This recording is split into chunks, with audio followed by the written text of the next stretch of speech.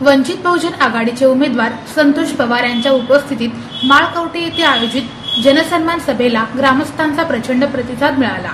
तालुक्याच्या विकासाच्या मुद्द्यावर चर्चा करताना पवार यांनी विद्यमान राजकीय व्यवस्थेवर आणि भूतकाळातील घराणेशाहीवर जोरदार टीका केली। यावेळी ग्रामस्थ व मतदार मोठ्या संख्येने उपस्थित होते।